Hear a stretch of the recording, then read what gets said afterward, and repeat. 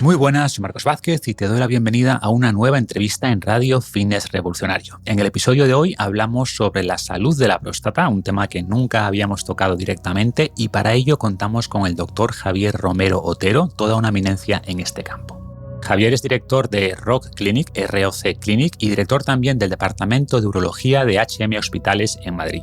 Profundizamos después en la hiperplasia benigna, los síntomas que presenta y posibles tratamientos, y nos centramos a continuación en el cáncer de próstata. Hablamos de las pruebas de cribado más avanzadas que existen, de cómo interpretar una PSA, la puntuación de Gleason en el caso de tumores, hablamos de posibles cirugías, tratamientos, etc. El doctor Romero es también un experto cirujano y profundizamos en distintas cirugías, en el papel revolucionario de los robots quirúrgicos y mucho más. Antes de pasar a la entrevista, os recuerdo que en enero arranca un nuevo programa, Momentum, que por una parte incluye un desafío de 6 semanas similar al que hemos hecho en los últimos años y que han ayudado a miles de personas a mejorar sus hábitos. Pero Momentum es mucho más que eso. Primero, los menús y el entrenamiento son totalmente nuevos. Segundo, mientras que en los desafíos anteriores, después de esas semanas que empezaban después de Reyes y terminaban a finales de febrero más o menos, pues el apoyo ya terminaba y la comunidad se disolvía, pues ahora tanto el acceso a todo como el apoyo en la comunidad se extenderá todo el 2025. Y tercero, una vez al mes, después de ese desafío, seguiremos haciendo sesiones en vivo donde publicaremos contenido nuevo, hablaremos de suplementos, de nutrición, de ganancia muscular y en definitiva de los temas que se propongan en la comunidad. En resumen, el programa Momentum combina lo mejor de los desafíos de años anteriores con lo mejor de una comunidad y por mucho más tiempo. Y sin embargo, el precio lo hemos mantenido prácticamente igual, solo cuestan 10 euros más, pero hasta el 31 de diciembre tiene un precio especial de lanzamiento de solo 79 euros. Nunca volverá a estar tan barato, así que aprovecha ahora porque queremos premiar a la gente que se sume al principio. Puedes reservar ya tu plaza en fitnessrevolucionario.com/momentum, momentum. Ahí explico también de dónde viene el nombre y está también el enlace en las notas del episodio. Y sin más, damos la bienvenida al doctor Javier Romero. Bienvenido al podcast, doctor Romero, ¿cómo está? Hola, ¿qué tal? Encantado. Es un placer para mí estar aquí con vosotros, Marcos. Igualmente, es un placer charlar contigo sobre un tema que nunca había tocado directamente, que es la próstata y que tiene tanta importancia en la salud del hombre. Y la primera pregunta para contextualizar sería, ¿qué es la próstata y cuáles son sus funciones principales? Pues mira, la próstata es un órgano que está ubicado justo debajo de la vejiga, abrazando la uretra. La salida de la orina discurre a su través y es un órgano que fundamentalmente sirve para formar el líquido del semen. De modo que cuando una persona eyacula en el semen, el componente que hay dentro del semen, el 5% viene desde los testículos, que serían los espermatozoides, y el 95% del líquido seminal, que es el líquido que hace falta para que los espermatozoides puedan vivir, tengan los nutrientes, un pH adecuado, etcétera, lo produce la próstata con las vesículas seminales. ¿Y cuáles son los problemas más comunes que se ven en consulta en relación a la próstata? Pues mira, Marcos, la próstata es una glándula, un órgano que es guerrero. Produce patologías en 3 sentidos. En primer lugar, es el cáncer más frecuente que padece el varón y suele aparecer a partir de los 50 años. En segundo lugar, a partir de los 40 años va creciendo su tamaño y va produciendo una obstrucción en la salida de la orina de la vejiga, de modo que produce la hiperplasia benigna de próstata, que es la enfermedad benigna más frecuente que padece el hombre adulto. Y en tercer lugar puede producir inflamaciones que pueden ser de origen infeccioso o no, que se llaman prostatitis, que también es una enfermedad muy frecuente. De modo que para lo pequeña que es y que solo hace falta en un momento de la vida, produce mucha patología. Suele dar guerra, ¿no? Y entiendo que estos problemas no están relacionados, ¿no? O sea, puedes tener prostatitis en un momento puntual o tener hiperplasia sin que esto aumente, por ejemplo, el riesgo de cáncer a futuro. Pues no, mira, en términos generales son 3 enfermedades distintas, el cáncer, la hiperplasia y la prostatitis. Lo que sí suele ocurrir es que aparece en el mismo segmento de varones a partir de los 50 años. Entonces, las personas suelen padecer una hiperplasia, que es lo que provoca la sintomatología de orinar mal, y por eso suelen ir al urólogo y entonces es cuando se les hace un screening para ver si tiene cáncer de próstata y entonces suele entrelazarse, la gente suele confundir una cosa con la otra. Pero la hiperplasia ni la prostatitis se relacionan con el cáncer ni viceversa. Pues empecemos hablando de la hiperplasia benigna. ¿Cuáles serían los síntomas y cómo se diagnostica? Pues mira, esto es muy sencillo. La próstata la vejiga es como un embudo y lo que sería la parte por la que sale el embudo es donde está abrazando la próstata. Al crecer hace que esa salida del embudo sea de más pequeño tamaño. Entonces provoca que la vejiga, para poder vaciarse, se engruesa y hace una mayor fuerza, una mayor presión para poder vaciar la vejiga. De modo que hay una sintomatología que es obstructiva secundaria, el estrechamiento de la puerta de salida, que es que el chorro es flojo, es débil, te cuesta empezar a orinar, goteas cuando terminas de orinar, y luego una sintomatología irritativa que viene del engrosamiento de la vejiga, de que no se deja llenar bien el depósito. Y al no dejarse llenar bien, porque ese engrosamiento provoca una pérdida de compliance, de elasticidad de la vejiga, hace que aparezca una frecuencia miccional mayor, hace que uno tenga que orinar por la noche, hace que te entren ganas de orinar y tengas que orinar corriendo, de modo que cuando alguien ve en el arcén de la carretera a un hombre orinando, no es que no tenga una educación muy allá, sino que es que a veces que no queda más remedio que pararse y hacerlo donde sea porque es imposible aguantar las ganas. Seguramente sufre de hiperplasia benigna, ¿no? La mayoría de las veces sí, por eso suelen ser varones añosos los que están en el arcén haciendo sus necesidades. Y una vez diagnosticado, ¿cómo es el abordaje de este problema? Bueno, pues al principio uno se va acostumbrando, entonces no se da cuenta que tiene una hiperplasia. Entonces, poco a poco va dándose cuenta de que mancha el calzoncillo o el pantalón, de que se tiene que levantar por la noche, de que cuando va a una cena o a algún sitio le entra urgencia y le está empezando a condicionar la vida. Cuando te levantas por la noche estás cansado. Entonces, llega un momento en el que se acaba acudiendo al urólogo para ver por qué tengo ese problema. Y cuando se va al urólogo, la revisión es muy sencilla. Hacemos una historia clínica en la que recogemos los antecedentes personales y cuáles son la sintomatología que tiene y la severidad de la misma. Y luego hacemos una exploración física en la que vemos los genitales, el famoso y temido tacto rectal, que no es para tanto. Y luego hacemos unas pruebas complementarias en las cuales valoramos con una ecografía el tamaño de la vejiga, la repercusión que está teniendo la próstata y el tamaño de la próstata sobre la vejiga, cómo se vacía esa vejiga, cómo están los riñones. Luego hacemos un análisis de sangre en el cual chequeamos cómo está la función renal con una cosa que se llama creatinina y cómo está el antígeno prostático, que es una cosa que se llama PSA. Y luego hacemos una analítica de orina para ver si hay signos de infección, de inflamación o de qué, para que nos oriente un poco sobre qué es lo que está pasando en el momento en ese paciente. Y si se diagnostica que efectivamente ocurre ese problema y que realmente está suponiendo un trastorno para la vida de ese hombre, ¿cuál sería el primer abordaje? Entiendo que, por ejemplo, hay fármacos, ¿no?, que podrían tratar este problema, o de qué dependería el abordaje. Bueno, pues mira, lo primero es entender bien el problema que tiene la persona, porque a veces todo el mundo que tiene un problema de emisión y sobre todo los hombres se lo echan la culpa a la próstata, sobre todo los hombres porque son los únicos que tienen próstata, las mujeres no tienen próstata. Pero con la edad todos vamos teniendo un grado de insuficiencia cardíaca y entonces ese grado de insuficiencia del corazón hace que todas las personas, tanto hombres como mujeres, tendamos a orinar más veces y tendamos a levantarnos por la noche a orinar. De modo que eso es una cosa que hay que tener en cuenta y hay que tener claro cuál es la sintomatología y qué es lo que está ocurriendo. Y si eso es así, hay que empezar por hacer cambios de hábitos de vida. Hay muchas personas que consumen muchos irritantes vesicales, como el café, bebidas que tengan cafeína, teína, etcétera, alcohol, también no beber mucho al final del día para que durante la noche no nos tengamos que levantar a orinar, procurar hacer esa restricción hídrica, de modo que empezamos haciendo unos cambios de hábitos de vida.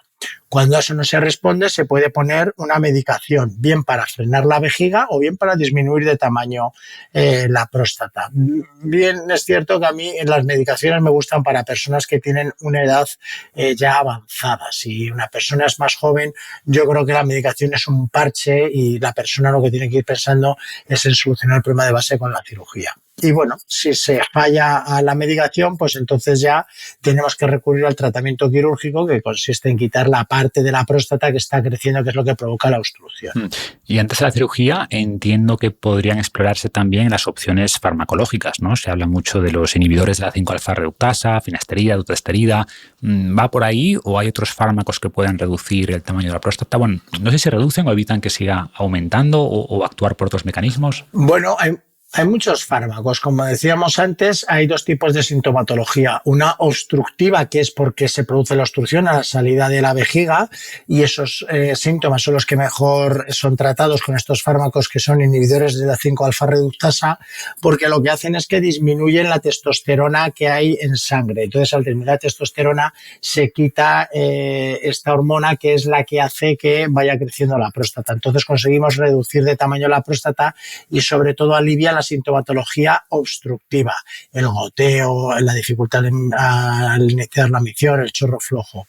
Cuando lo que hay más es una sintomatología irritativa secundaria a este engrosamiento de la vejiga, que hace que el depósito no se deje llenar bien, que era esta nicturia, esta frecuencia para ir a orinar, esta tener que ir muy frecuentemente a orinar, etcétera. Para eso hay otro tipo de fármacos que pueden ser alfa bloqueantes, que pueden ser beta 3 agonistas, etcétera, que lo que hacen es relajar la vejiga para que se deje llenar bien.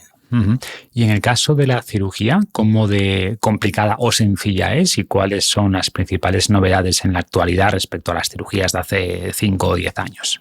Pues mira, fíjate, Marcos, en eso estamos viviendo un momento absolutamente revolucionario, estamos viviendo un momento apasionante, porque antiguamente, cuando la próstata era pequeña, entrabas a través de la uretra con un bisturí eléctrico y ibas quitando parte de esa próstata. Es como si la próstata crece, es como si es una naranja. Entonces, clásicamente entrábamos y le vas quitando parte de los gajos y abres un canal a través de los gajos para que pueda discurrir mejor la orina.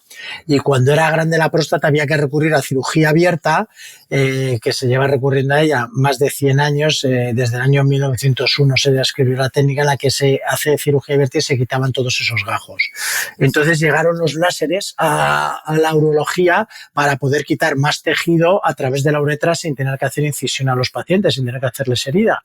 Y entonces hay muchos tipos de láseres, pero hoy en día se ha impuesto como la técnica gold standard, como la mejor técnica, el hacer una enucleación prostática con un láser que suele ser de holmium, aunque también puede ser de turio. Entonces, a través de la uretra entramos y quitamos todo el adenoma, todos los gajos, pero a través de la uretra.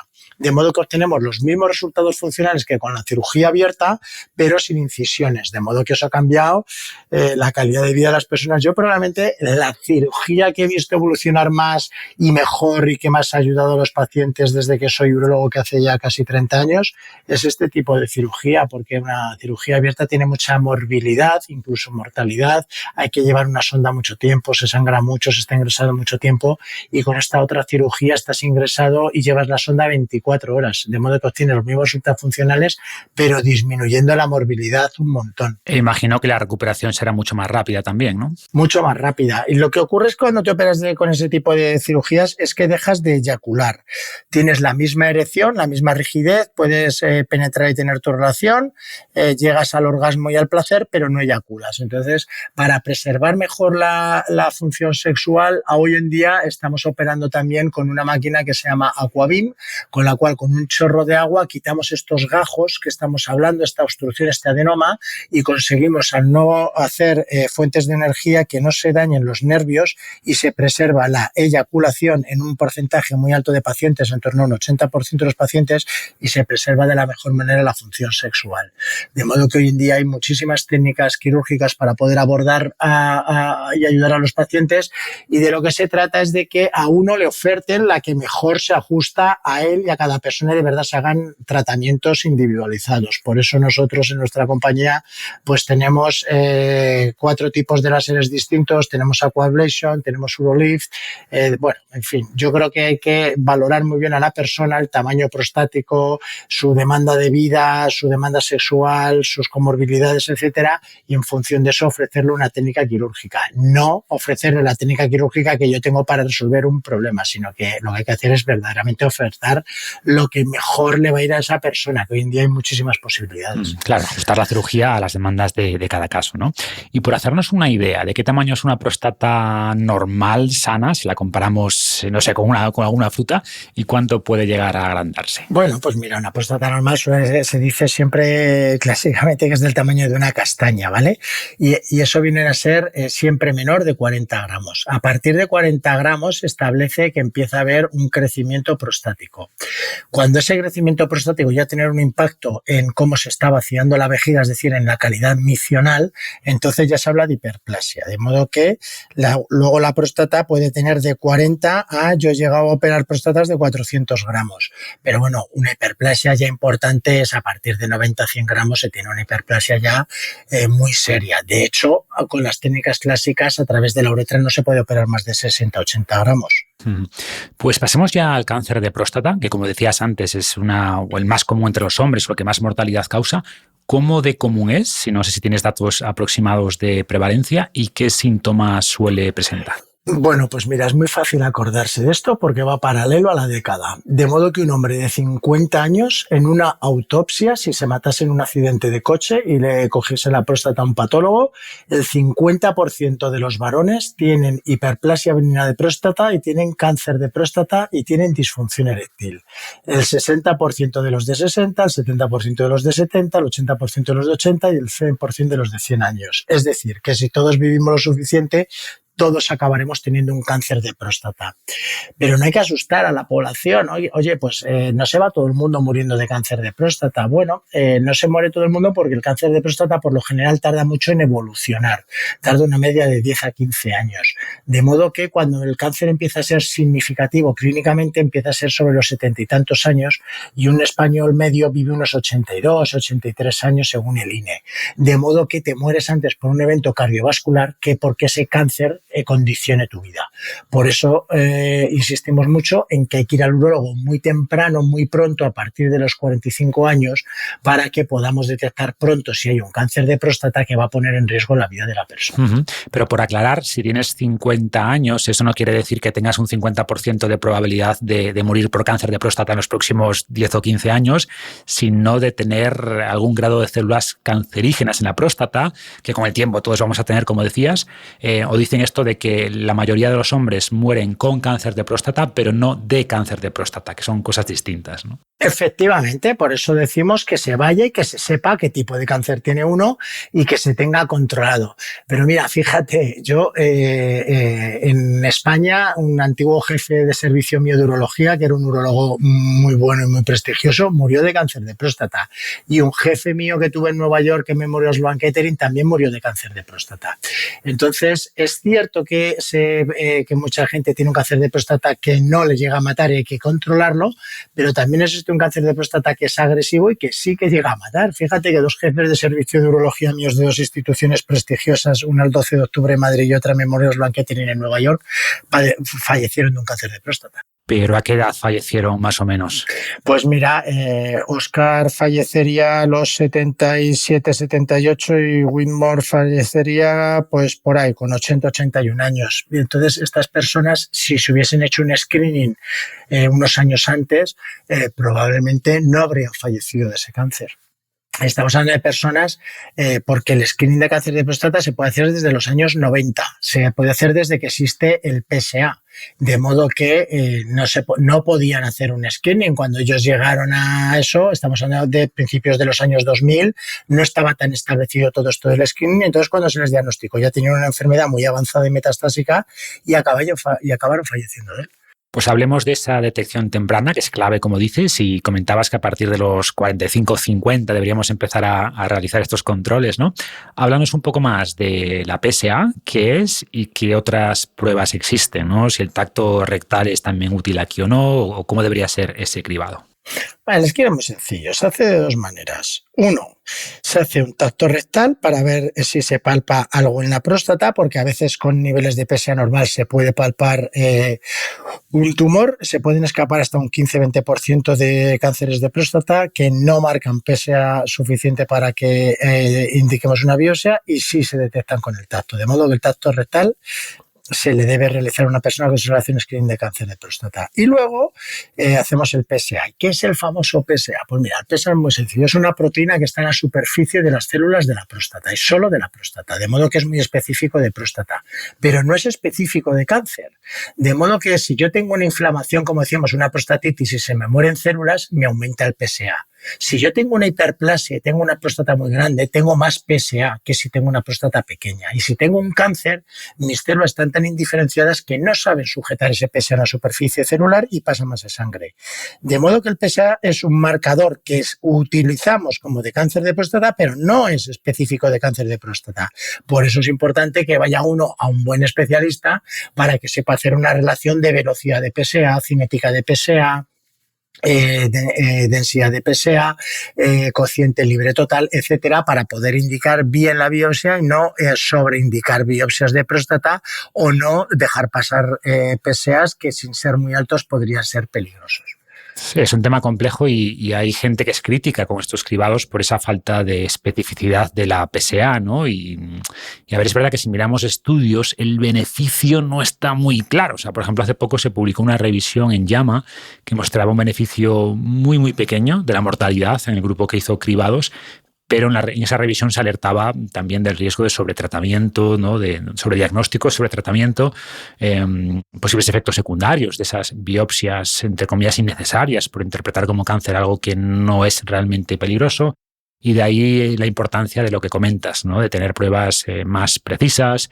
No sé si en los últimos años se ha avanzado algo aquí, o si se detecta una PSA elevada, cuáles serían los siguientes pasos, ¿no? Si resonancia o ya biopsia, o cómo se continuaría la prueba. Bueno, pues mira, ahí también vivimos un momento muy dulce en la urología, porque como bien decías, muchas veces hay dudas de, oye, esta persona, este PSA que tiene aquí alterado, ¿a qué es secundario? ¿A una hiperplasia, a una inflamación, a un cáncer, a qué? Entonces, antiguamente, solamente disponíamos de biopsias. Hacía una ecografía transrectal a través del recto y se daban unos pinchazos ciegos en la próstata. La ecografía servía para ver la próstata y ver dónde metías la aguja, pero no veías nada más, no se veía el cáncer.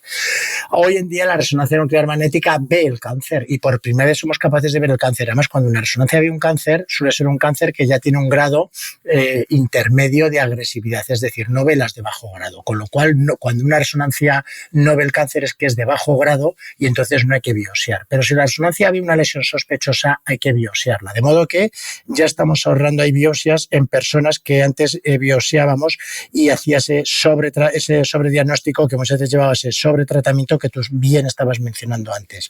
Pero hacemos resonancia. Pero es que no es que veamos el cáncer ahora con la resonancia. Mira, nosotros tenemos una máquina que hace biopsias de fusión, es decir, fusionamos realmente con la resonancia, nos dice dónde está el tumor, nos dice dónde estamos pinchando exactamente, y además ahora marca con PSMA, de modo que somos capaces de ver tumores con un PSA menor de 1.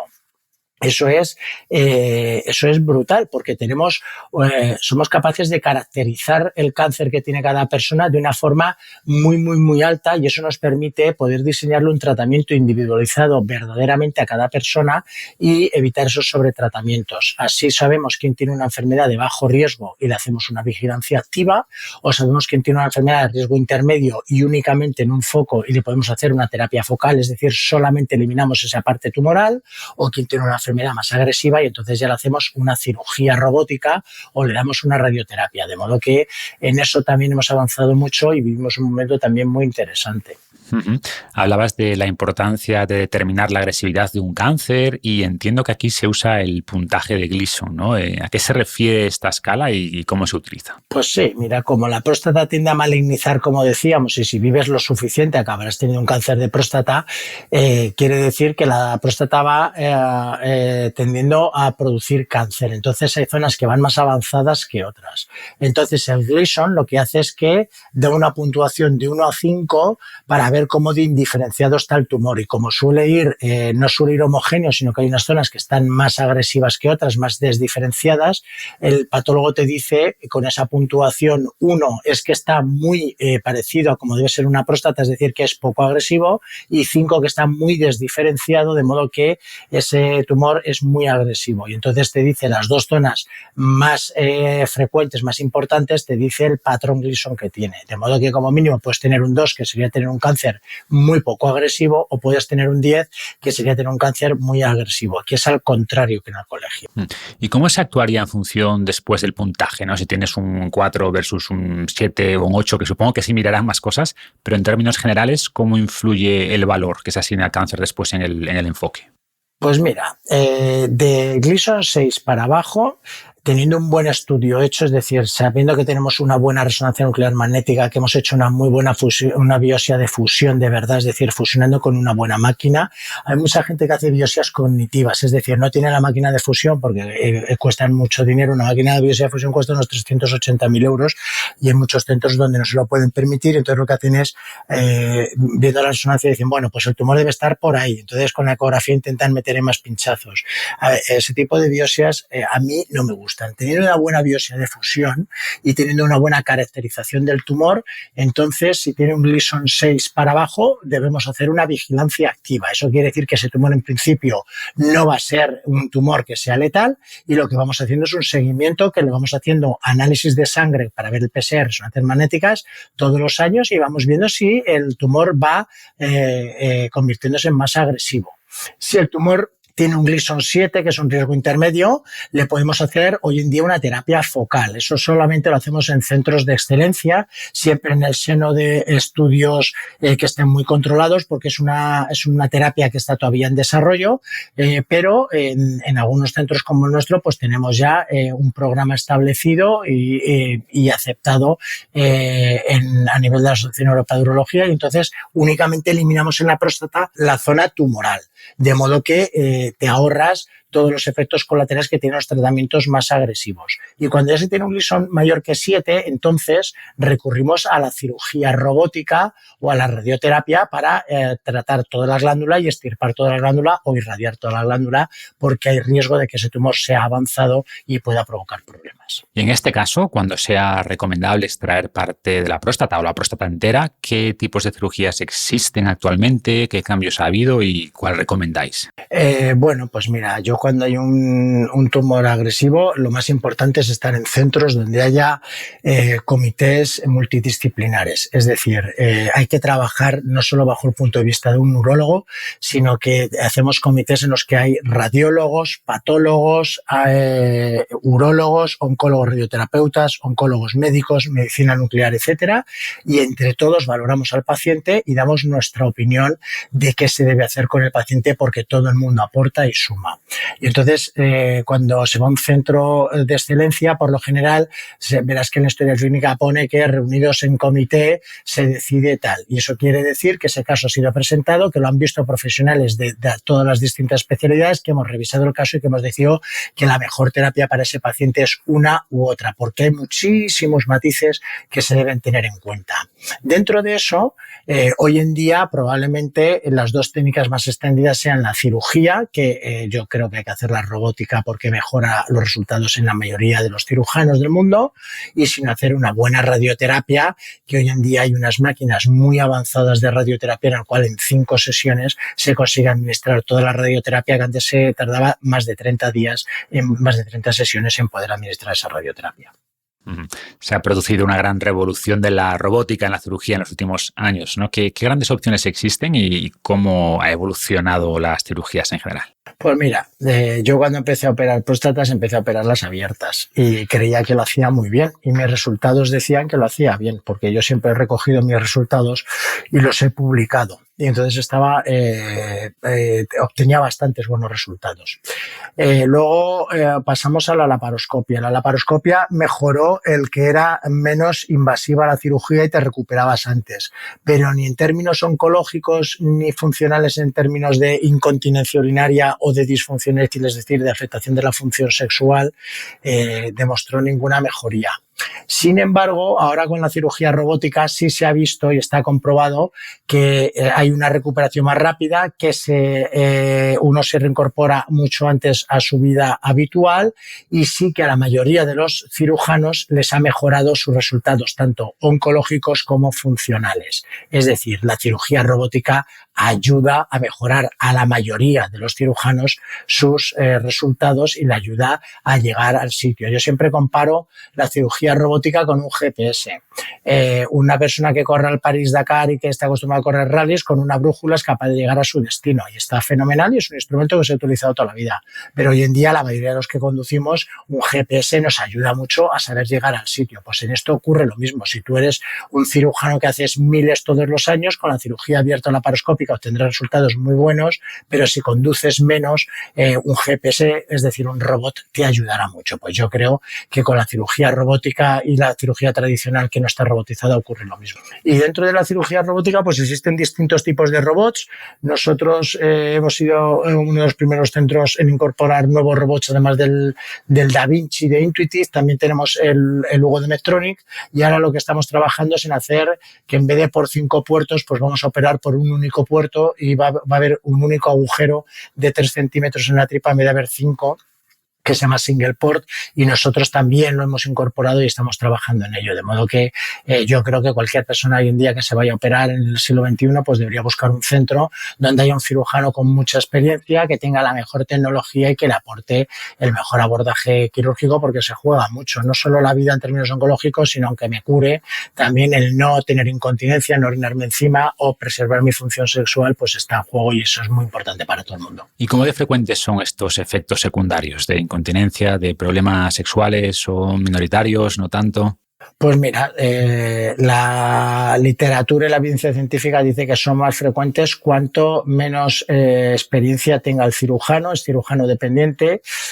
También depende del instrumental que tenga el cirujano. Hemos dicho que por lo general a la mayoría de las personas les mejora el robot sobre hacer una cirugía que no sea robotizada.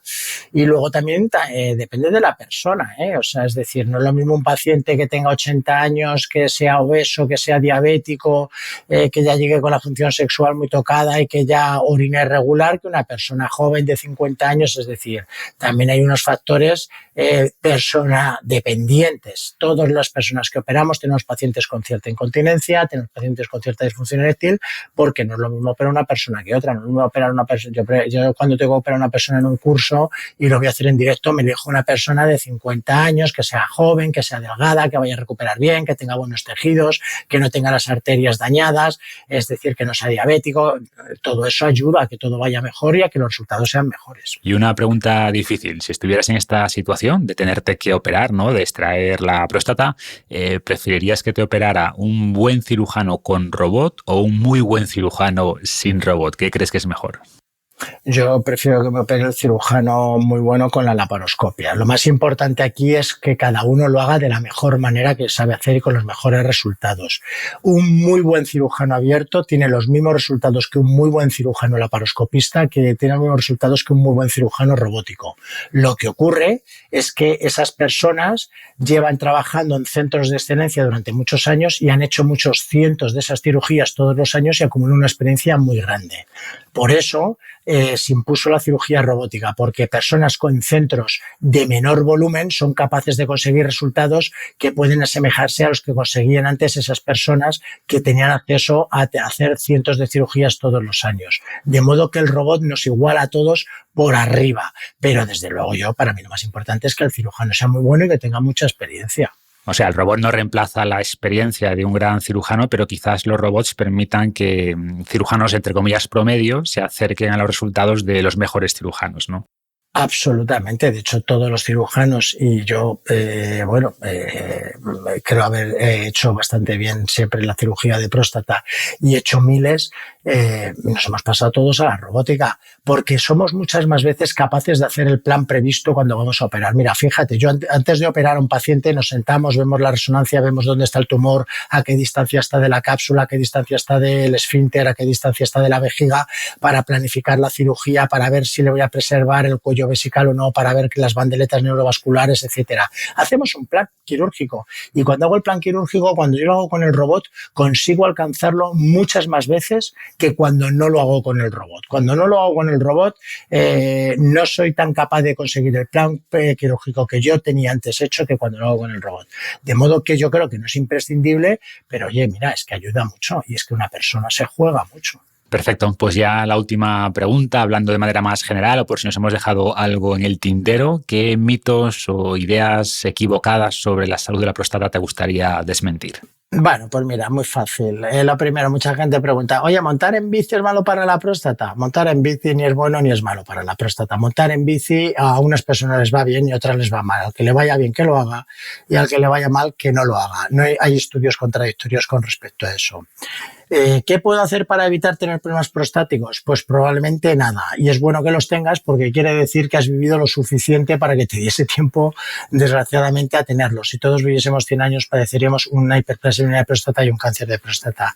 ¿Y qué es lo que puedo hacer? Pues lo que puedes hacer es, a partir de los 45 años, búscate un buen urólogo, vete a él, a una persona en la que confíes, que te haga una buena revisión prostática en la que detecte pronto los problemas que puedas tener prostáticos, de salud sexual y de déficit de testosterona. La andropausia también existe, el déficit de testosterona existe, de modo que cuando uno va a una revisión a un urólogo se hacen tres cosas: se chequea la salud prostática, se chequea la salud sexual y se chequea si hay déficit de testosterona o no. Y con eso, pues ya haciendo las revisiones regulares, igual que las mujeres en el ginecólogo, no vamos a hacer que no aparezca, pero si aparece lo vamos a detectar pronto y vamos a hacer que lo solucionemos con mucho menos efectos colaterales y que no interfieran los años de vida, sino bueno, pues que quede como un susto que tuve en mi vida o un problema que tuve en mi vida que conseguí superar y que lo hice gracias a toda la tecnología y a todos los medios que tenemos hoy en día de una manera natural y sin muchos efectos secundarios. De modo que yo lo que animo a la gente es a que se pierdan los miedos, que se vaya al urólogo, que se dedique una tarde uno a cuidarse al mismo, que eso sí que va a tener un impacto en la salud de las personas. Genial, Javier, pues lo dejamos aquí y por supuesto debemos llevar siempre buenos hábitos generales de vida que siempre va a reducir el riesgo de tener problemas, pero nadie está exento, sobre todo a partir de cierta edad, y hay que hacer también estas revisiones para detectar esos problemas a tiempo, ¿no? Y como bien has explicado, nunca hemos tenido tantos medios para resolver estos trastornos de la mejor manera y me parecía importante hablar sobre esto. Así que muchas gracias. Gracias a ti, Marcos, ha sido un placer y la verdad es que lo he pasado muy bien aquí hablando contigo este rato. Muchísimas gracias por darnos la oportunidad. Un placer, gracias. Igualmente, estamos en contacto.